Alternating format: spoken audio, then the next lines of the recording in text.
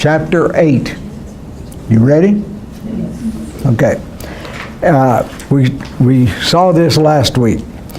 When he opened the seventh seal, there was silence in heaven. And by the way, nearly every place where the word heaven is used, it's a plural. One of the things that I'm becoming more and more and more aware of, that translating what is basically a word that means skies as heaven has saddled on believers a really false idea. And that is that the saved go to heaven. And I know that's a shocking thing to say, but that's not what the Bible teaches. Heaven comes down to human beings. Now that's one of N.T. Wright's big things that he emphasized. And in the book of Revelation, that's the way it ends. John sees a new heaven and a new earth, and the heavenly Jerusalem.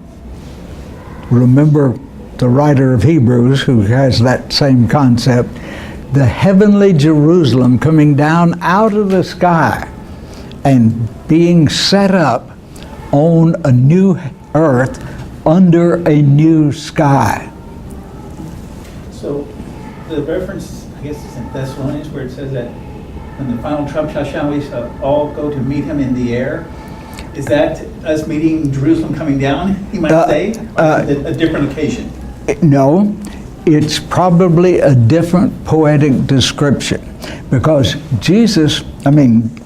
Paul in Thessalonians is emphasizing the resurrection of the believing dead. And he says that in no way will people who are alive precede those. They will first be raised, and then those that are alive will be changed in the twinkling of an eye, and they will all meet with him in the sky and be with him forever, period. He does not go far enough. Do you understand what I'm saying? He does not go far enough, and it's left to John. I'm going to defend this idea. The idea that God will create a new creation goes back to the third part of the book of Isaiah, especially Isaiah 65 and 66. Paul had that conception of it in Romans 8, when he says that the whole creation has been subjected to meaninglessness, but there will be a new creation. It waits, the whole creation is waiting and groaning, as in labor pains, for the new creation. In 2 Corinthians 5, he says, if any person is in Christ, they are a new creation. Peter says that people in his day were wondering why things hadn't changed more than they had, but he said they forget that a day is 1,000 years and 1,000 years is a day for the Lord. But we await a new creation. And then in Revelation 21 and 22, John sees that new creation in forecast. Okay? Have I made my point? That's enough, isn't it? It would be a big study to see all the apocalyptic passages in the Bible and compare them and see how they each express that. Well, I'll tell you what. Some of the Old Testament apocalypses are not about the end time. They're about the coming of the Messiah. That's in Ezekiel, and Daniel. Would that be the first or second coming of the Messiah? No, it's the first. First coming. Okay. It's the 70 weeks. Yeah. I'm not going to get in that. No way. Okay. And I saw the seven angels that stand before God, and to them were given 7 trumpets. Another angel who had a golden censer. Now this is where we're taking up this next minor section. An angel who had a golden censer came and stood at the altar. He was given much incense to offer with the prayers of all the saints on the golden altar before the throne. Now, notice, incense in biblical language always indicates praying. They got that from the literary genres of the ancient Eastern Mediterranean world. Only the idolatrous people made it where it was a physical thing, a sensual thing. The incense, the gods could smell it and like perfume. But it's the difference that you find among the Jews. They did not see God smelling the incense. They were very careful to keep God a spirit and not a physical human being. The smoke of the incense, together with the prayers of the saints, went up before God from the angel's hand. Now, I want you to notice something here. The connection between the sounding of the trumpets and human experience is the same as the experience of the spirits under the altar saying, "How long, O Lord, how long?" It is as the prayers go up, the old children's song said the blessings come down, but that's not John, that's a songwriter. As the prayers go up, justice comes down. Vengeance is mine, saith the Lord. Do you see? Remember, we really emphasized this last week, that our weapons for setting aright the wickedness in the world is not the sword, but the prayer. We have much more influence as righteous people praying to our Heavenly Father than whole armies of people. The problem with settling things by violence is violence begets violence. That's what is meant when he said, he who lives by the sword will die by the sword. All you do, see, with the best intentions in the world, we went into Iraq and Afghanistan. And I've heard today that already this year, more Afghanistani soldiers have been killed in trying to do what we went there to do, get rid of Al-Qaeda, than all the American casualties put together in 1 year. They've suffered that. And so there's no end to it. There's people in the ancient Near East that can remember battles from 1500 BC, and they still are fighting the same battles. Now, I'm not a pacifist. I want you to recognize that. I don't think that they take into consideration human nature like the Bible does. But I am one who knows that the kingdom of God can never be extended by military might. You just can't do that, because It is a gospel of peace, reconciliation, forgiveness, but God will take care of our enemies, the enemies of the faith and the faithful. Then the angel took the censer, filled it with fire from the altar. Now, anytime in the book of Revelation you have just the altar, it's the great brazen altar in the forecourt before the temple or the tabernacle, where the burnt offering was given. So he got incense from the altar of incense that was either just outside the Holy of Holies or just inside. There's a little confusion about that, because the writer of Hebrews seems to say that the altar of incense was just outside, but the word he uses is problematic. It could be translated, the altar of incense is associated with the Holy of Holies, not inside of it. So I'm not going to try to settle that moot point right now. But when that's the altar of incense, that's the prayers of the saints. And remember, their prayers were, "How long, O Lord? How long before you avenge us?" And so notice how these minor sections, 7 of them, how they overlap like shingles. I used the shingle analogy last week. Okay.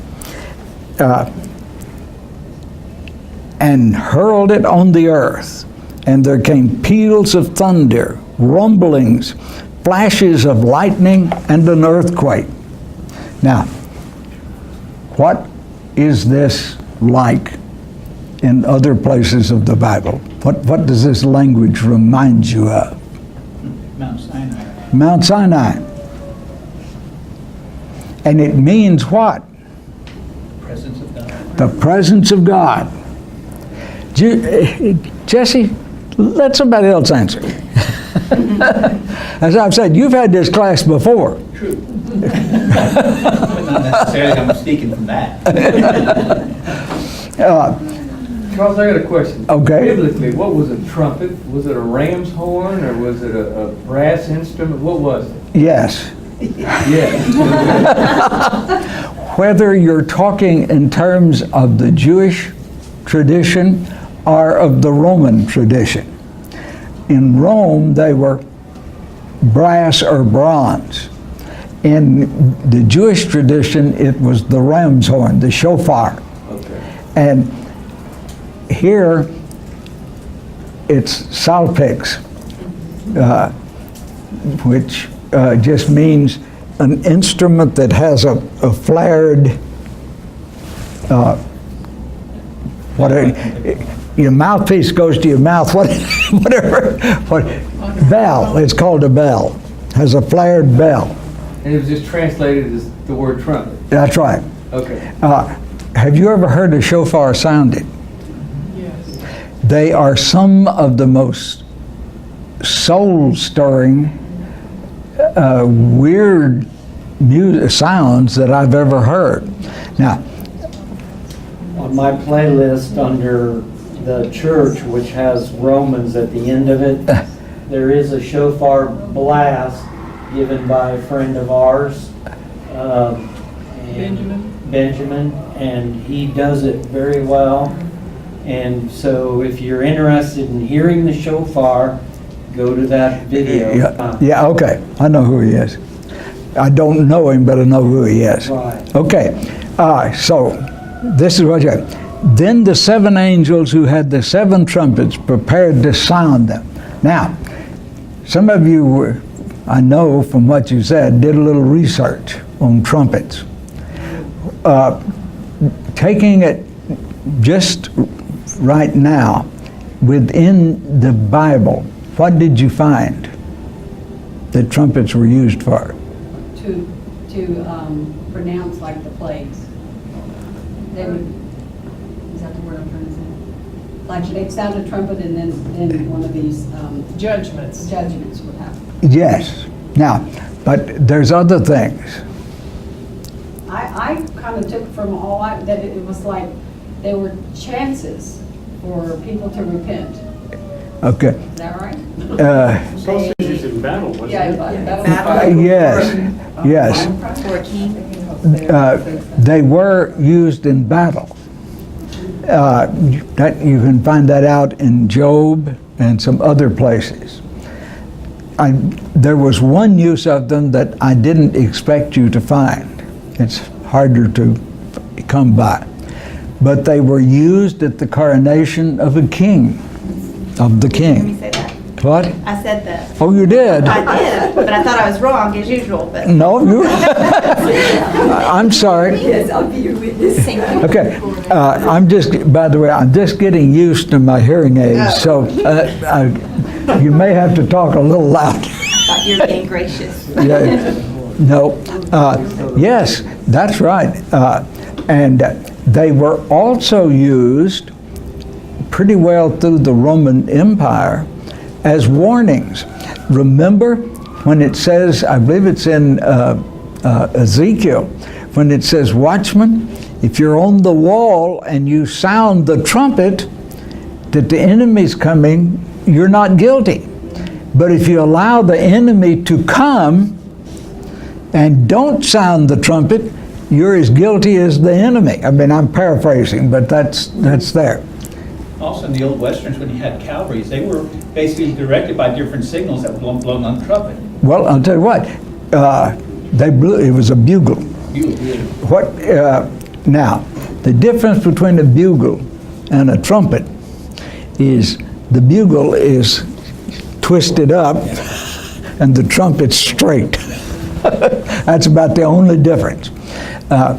There are some symphony orchestras who use straight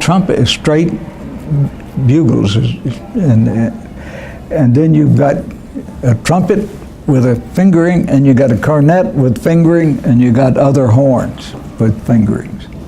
But here, I think primarily, this is to warn of the approaching of God, of God's coming. See, the prayers go up and God's vengeance comes down. It's almost like look out world. You remember I told you about the Habakkuk 2 passage about let all the earth keep silence before him? And that's the way this minor section starts, with a silence. And so all of these things mean that God is coming in answer to the prayers of the saints. That when we pray for evil men and women, evil people, to be defeated, then God listens.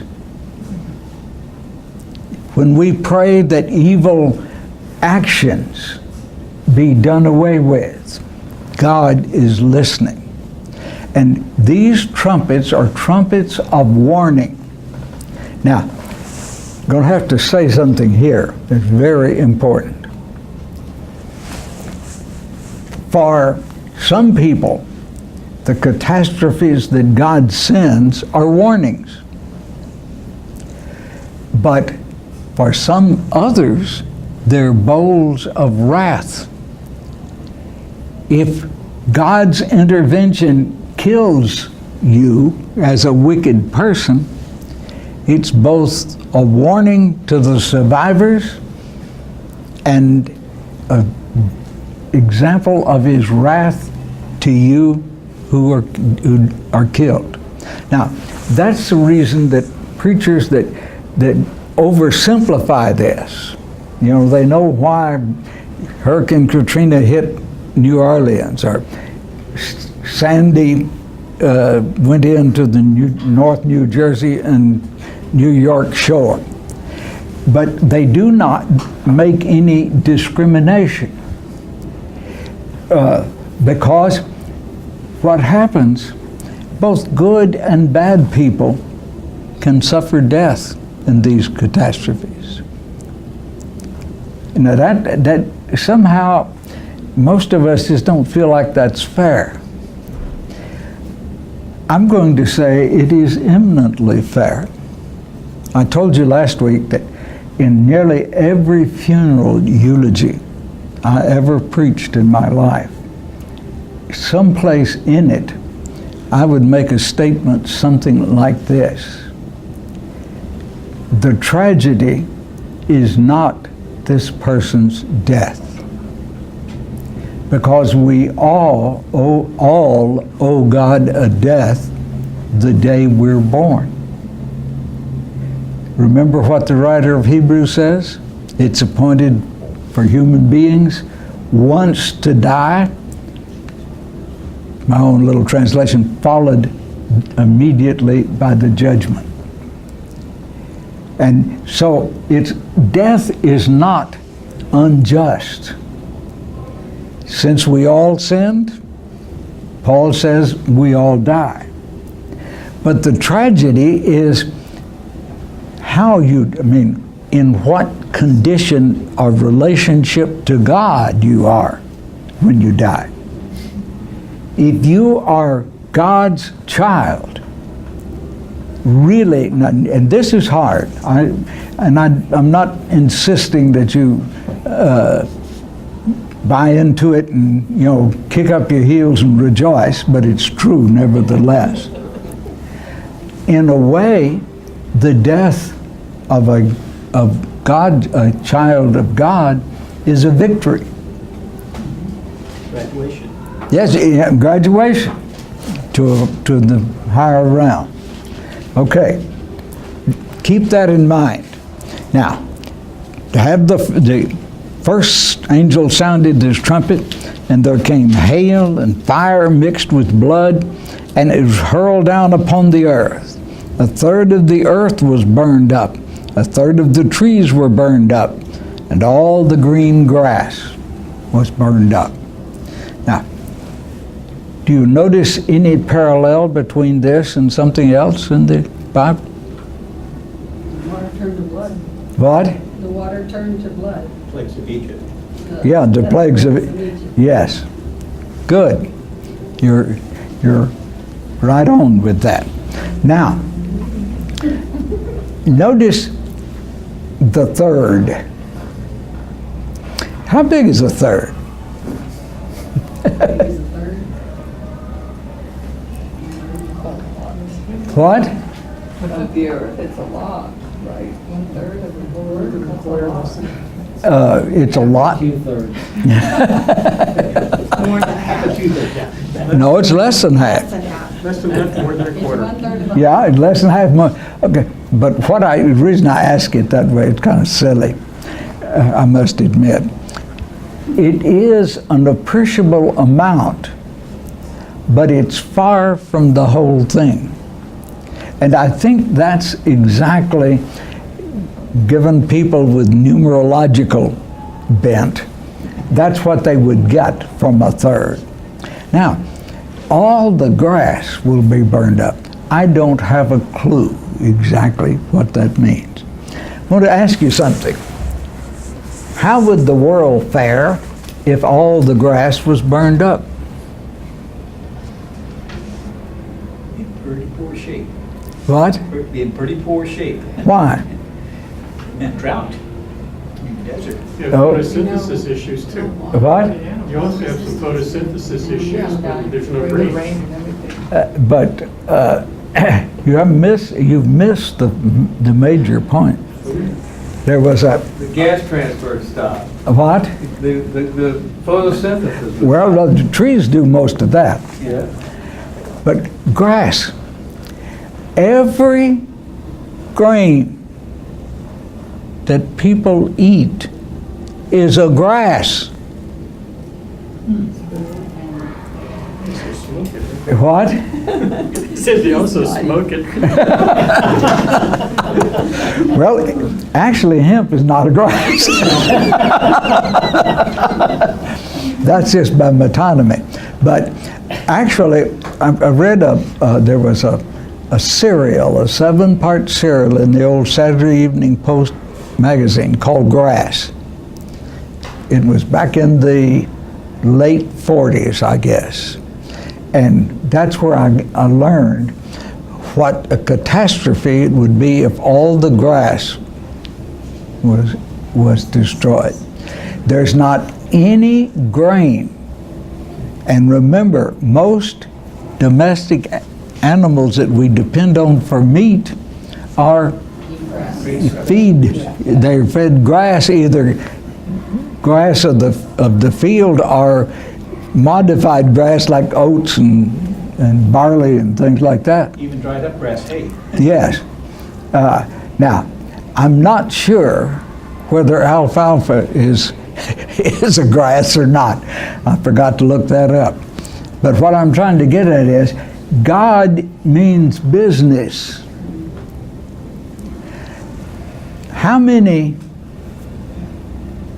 Roman citizens do you know today?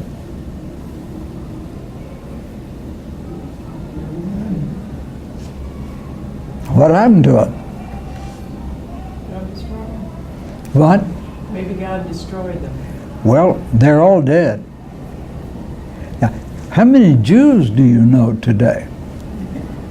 Several. Yes. I'm reminded of the story, it's a true story, about a history professor in the 1920s at Harvard. And I don't know why it was, but after World War I and before World War II, there was a resurgence of anti-Semitism all over the world, and especially in this country. I'm excluding Germany, but from that. And he was teaching a history class, and one of the smart-aleck young rich kids said, "Professor," whatever his name was, "why do you say the Jews are unique?"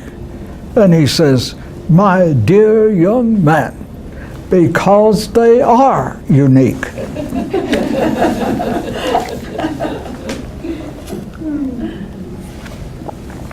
So, that's what I want you to say. God is serious about this business.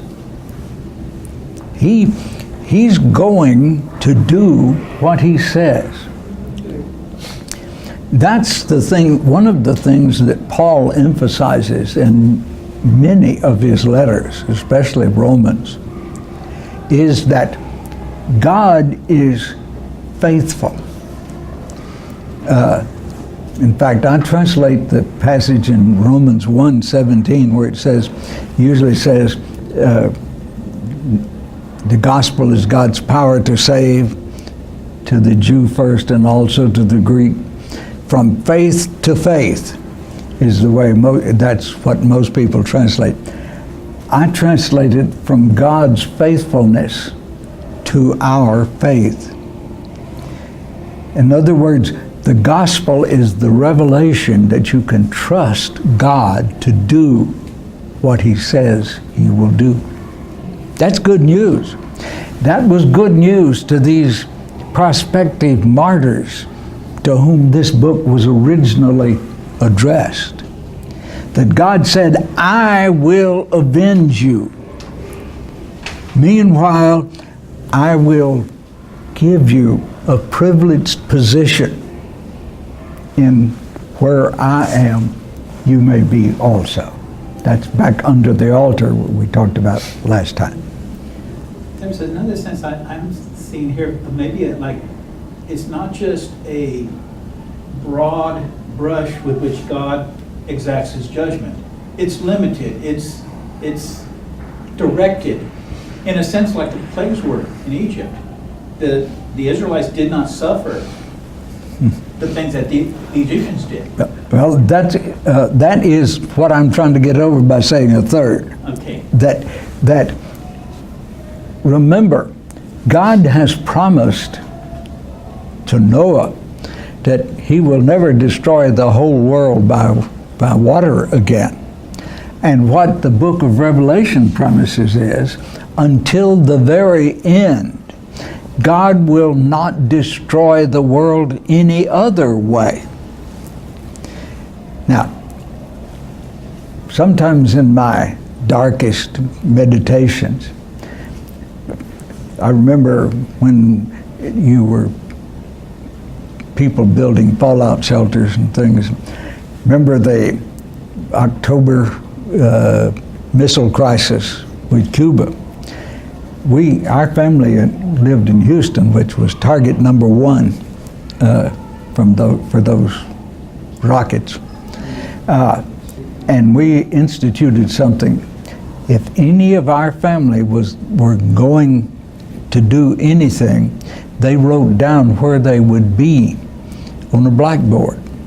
We didn't try to limit the kids that much, but just know where they were. And so I have always thought that the book of Revelation gives the denial to the fact that human error will destroy the whole earth.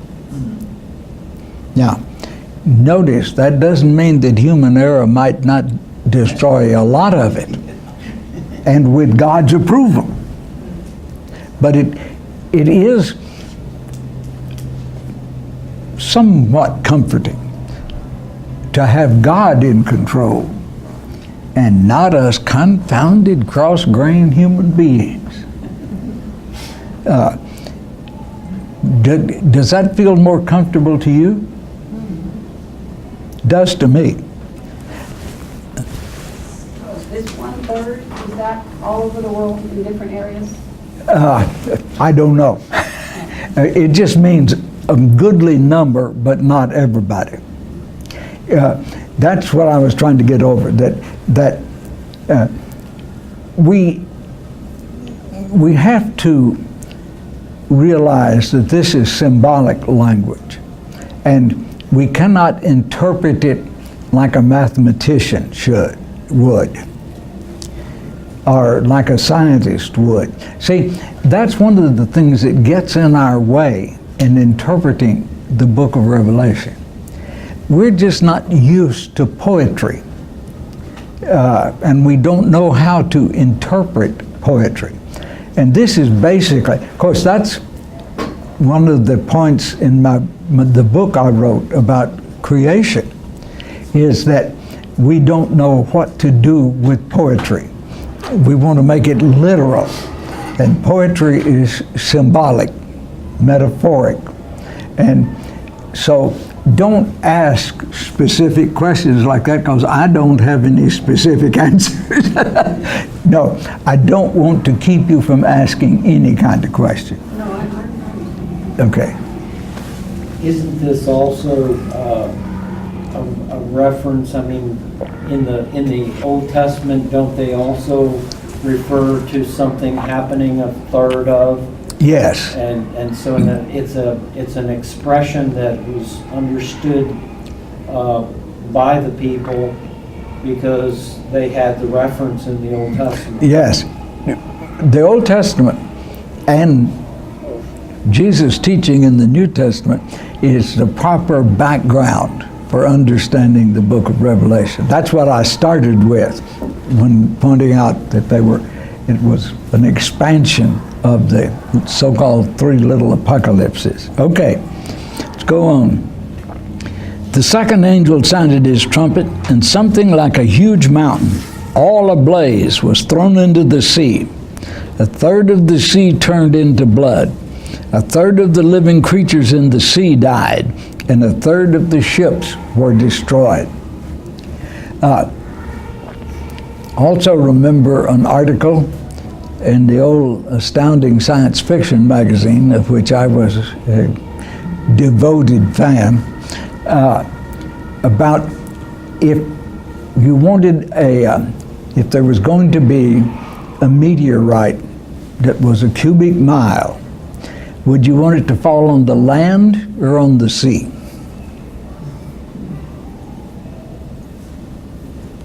Anybody got any answers? What? Why?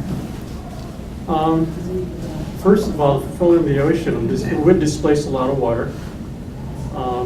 It wouldn't be able to absorb as much as the land would. Also, it's kind of like airplanes. If you wanted to crash, you wanted to crash on the ground because the ocean, the water will cut it up a lot. Well, not only that, it would turn the ocean into steam, would rise into the atmosphere, and the sun wouldn't shine from 3 to 6 years.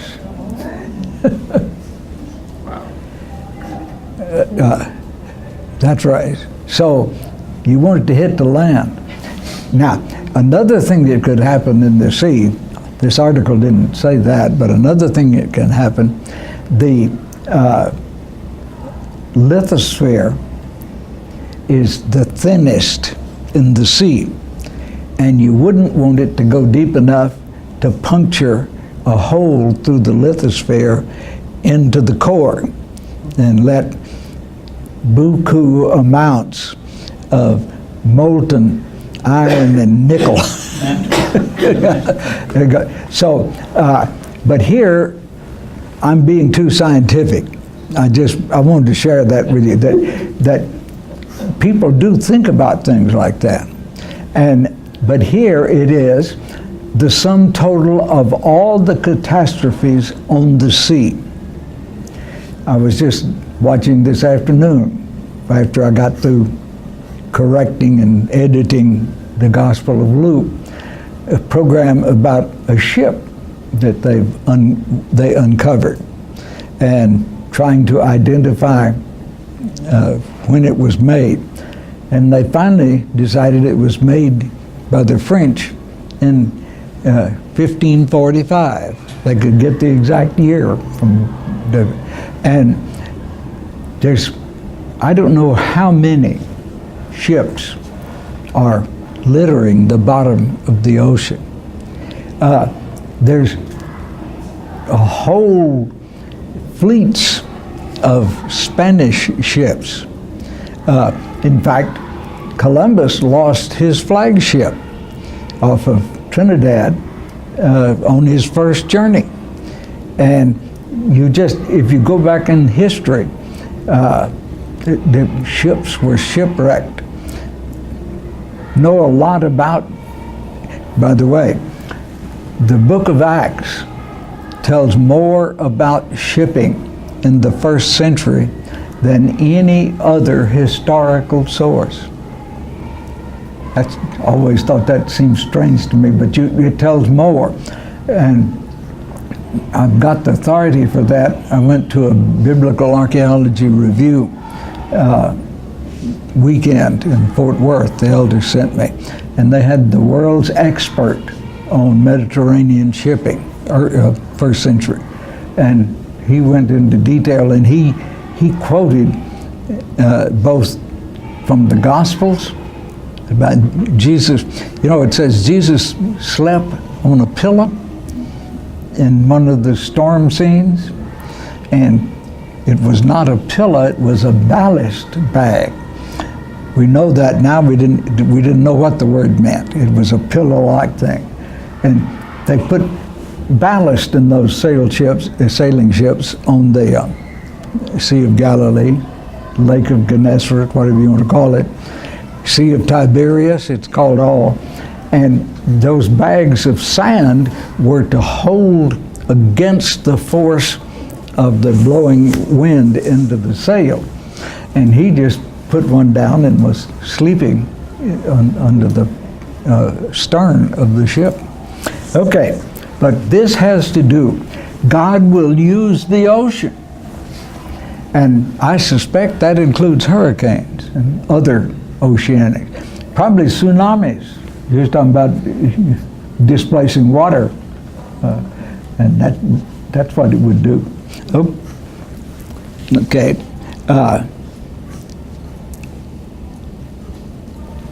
The third angel sounded his trumpet, and a great star, blazing like a torch, fell from the sky on a third of the rivers and on the springs of water. The name of the star is Wormwood. A third of the waters turned bitter, and many people died from the waters that became bitter. Now, have you ever heard of the waters of Marah? What's that? Bitter water. Yeah, but where, Moses. what? Moses.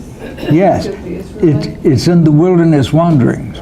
Now, I wanted to bring that out because I think there is a parallel between the, how shall I put it,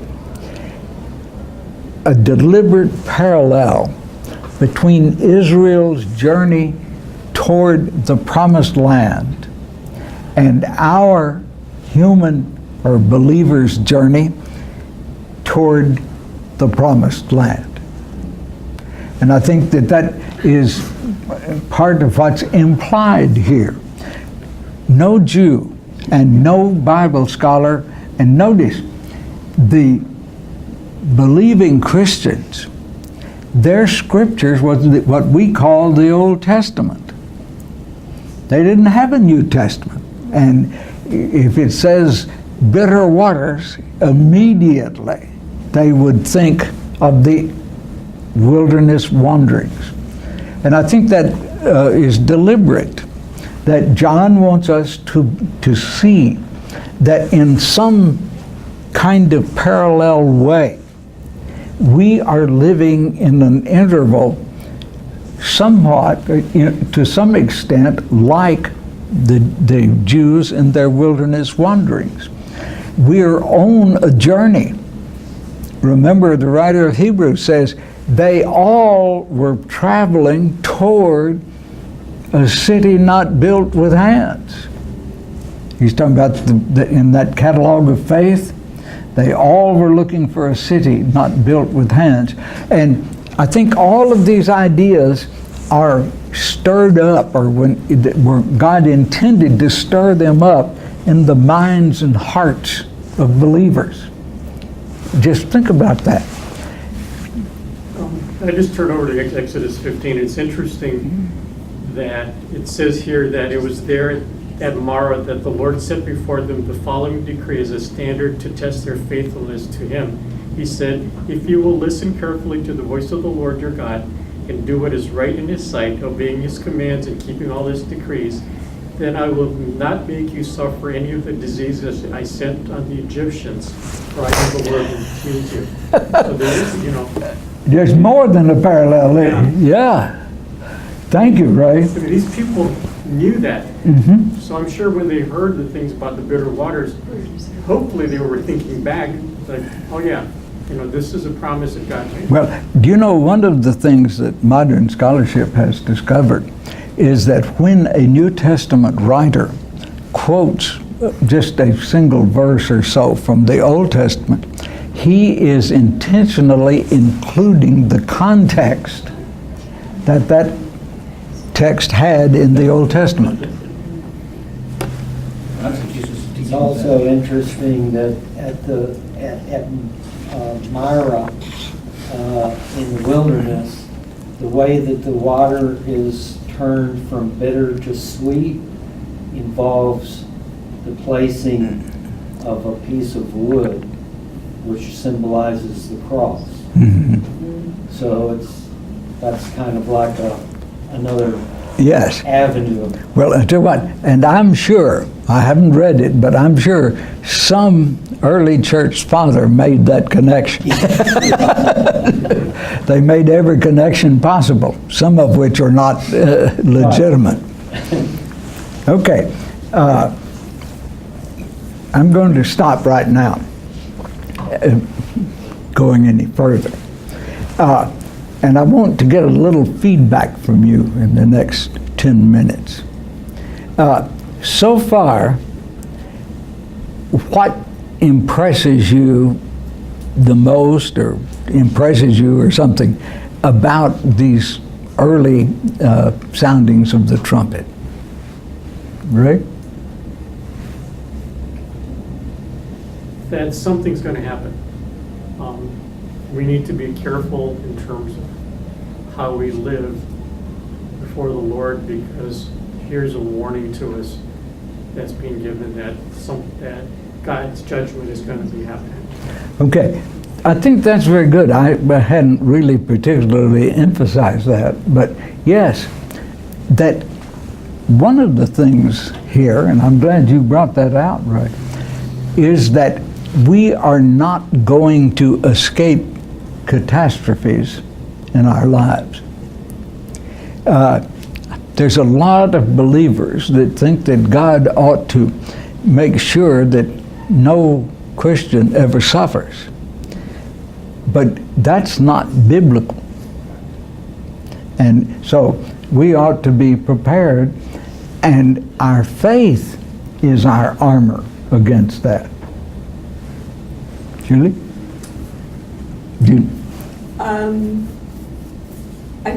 I guess I'm still thinking about that third thing. Okay. God has a plan, and he's going to do, cause certain things to happen, but yet he's going to honor his promise and not just destroy everything. Okay. Very good.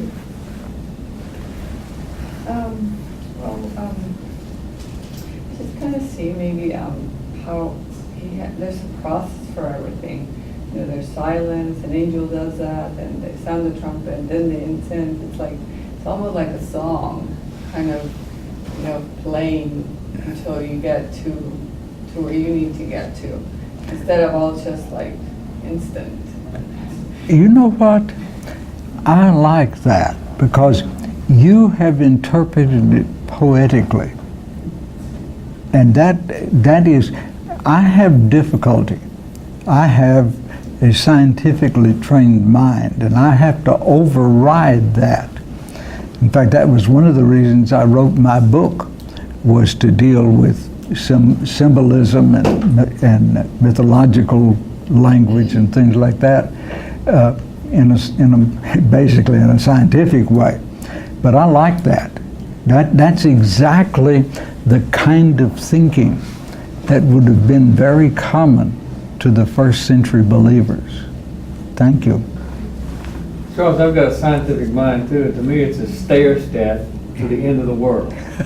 Okay. Different steps are taking place to the end of the world. And is this a 3-day process, or each step 1,000 years? We don't know. But that's what I think.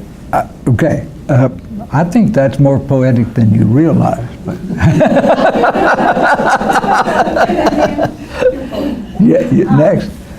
And it may be because I'm studying the Exodus in another, but it's the similarities between this and Exodus. There's a lot of them. The plagues, and it's almost like it's a sense of order then and a sense of order now. Yes, and God is the cause of it Yes. in both. I was thinking exactly what she said, but I like the way that we know that whatever happens, and I like what you said, and I've thought that so many times, God's in control. Sometimes when I get real nervous and worried about all the ISIS stuff, I just remember that, it's in the land where Jesus grew up, and God is in control, and he knows what's going on. Yeah, and he can use even wicked people to accomplish his purposes. That's right. Let's remember that. Mike?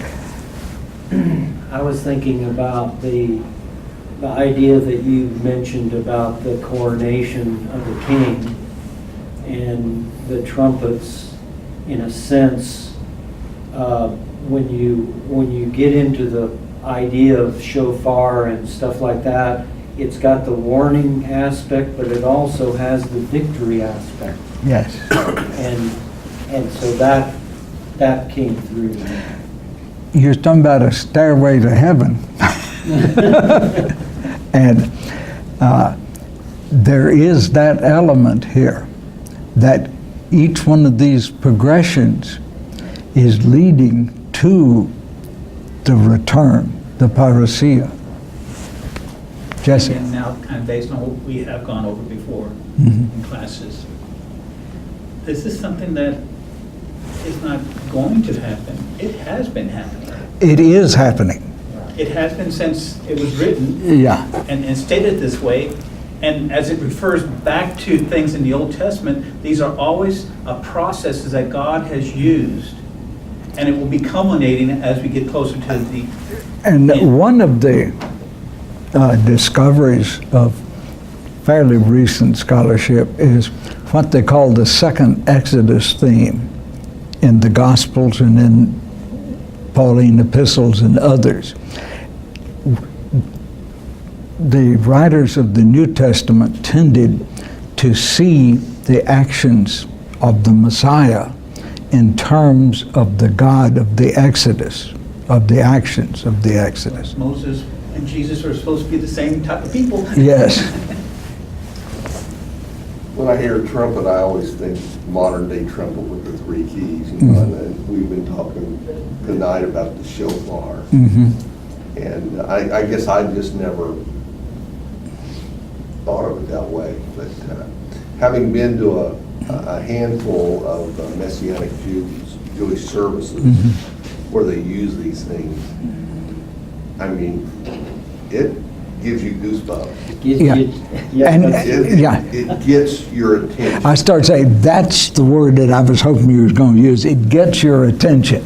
And that's, Hendrickson calls these trumpets of warning. But I think getting your attention is better than the word warning. This Benjamin that Mike mentioned, he belongs to one of the neighborhood groups, and at the beginning of their group every week, he plays that shofar, and it's really impressive. I'm going to have to go visit. I'll see if he can come here one night. Okay. Tell him we'd like to. He'd play a shofar solo. He can only go so far on that. You can only go shofar. Yeah.